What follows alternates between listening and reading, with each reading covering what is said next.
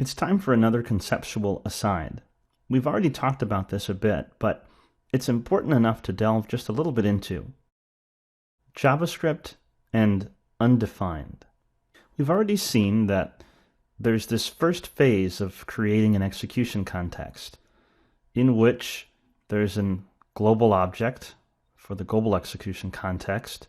There's a special variable called this, which is always created. There's a reference or a link to the outer environment if there is one.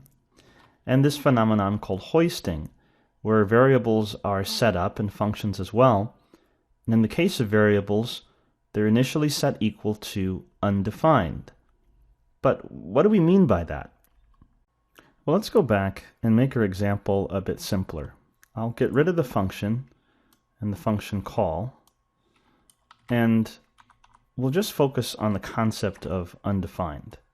So I'll just take my variable a, declare it, and then log it.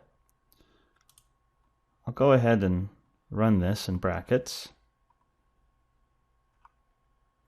And we see the phrase undefined. Now remember, we already saw that if I don't declare it at all with the var keyword, it actually throws an error where it says a is not defined. But that's confusing because isn't not defined and undefined the same thing? Well, no, because when we say, and I'm going to put the var a back, in JavaScript, when we see undefined as opposed to that error, this isn't simply the word undefined, but it's actually a special value that JavaScript has within it internally that means that the variable hasn't been set.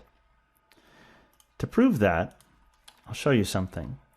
I'll do if a, I'm going to do triple equals. Now, if you've never seen triple equals before, we'll talk about that at length later in the course. But this is very similar to double equals, is equal to, but it's a bit safer, and we'll see why later. Just for now, we'll just use triple equals because this is good practice, and we'll explain why when the time comes. But for now, just imagine using triple equals anywhere where you would use double equals. All right, so triple equals, and then I'm going to say the word undefined. And then if it's undefined, I'm going to output a phrase. A is undefined. And then I'll put else. If it's not undefined, I'll put console.log a is defined. Notice that undefined isn't wrapped in quotes. This isn't a string. It's a special keyword. It's a value, a special value in JavaScript. And when I go back and run this, notice that a is undefined.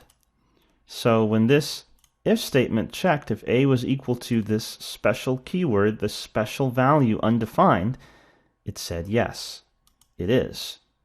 If I was to set a up here equal to a value, then by the time we get down here, a is set, and so a is defined. This was false. It was not equal to undefined. But if I don't set the value, again, this will be true because the initial phase of creating the execution context sets all variables equal to undefined. And if you don't do anything else, that's what that value will be. Notice again, this is different than if I simply never declare the variable var a and attempt to console.log a.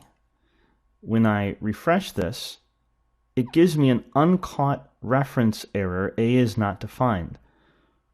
That's because that initial execution context creation, that creation phase, when it went through, it didn't find a var a, so it never set up the memory space. So when it went to execute this code, it said, hey, I don't have a in memory at all. So it gave you an uncaught reference. A is not defined. I don't have it in memory. That's what the browser is saying. That's what the JavaScript engine inside the browser is saying. However, when I declare var a is placed into memory during the creation phase. So the execution context saw var a and set up a in memory. And so even though I haven't set it to a value, the JavaScript engine, which is doing more than what I'm just writing in my code, already set it to this special value called undefined. So undefined is not like empty or doesn't exist. It doesn't literally not exist. It's actually a value. It's actually taking up memory space. It's a special keyword, a special value that means this is the value that was initially set by JavaScript. And that leads to a little bit of a warning. Never do this. Never set yourself a variable equal to undefined, because actually you can.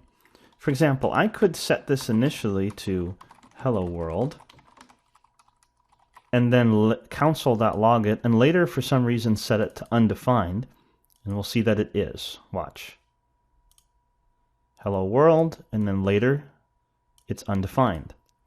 That's perfectly valid JavaScript, but it's a little dangerous. It's better to let undefined, that special keyword, mean I, the programmer, never set the value. That will really help you when debugging code.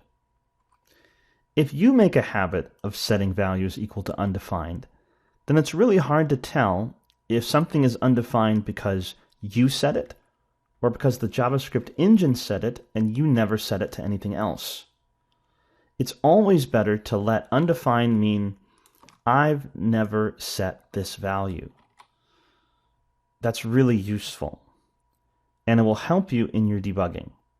So undefined, this is a special value that is also a special keyword in JavaScript, and it's the value that variables receive during the creation phase, the first phase of creating an execution context, sets up the memory of the variable, and in that memory space puts the value called undefined. I would have called it something else personally, like not set, but that's what JavaScript calls it, undefined. And if you don't, in your code, set it to anything else, that's what it will be. Or if you set it something else later and use it beforehand, that's what it will be. All right, so that's JavaScript and undefined.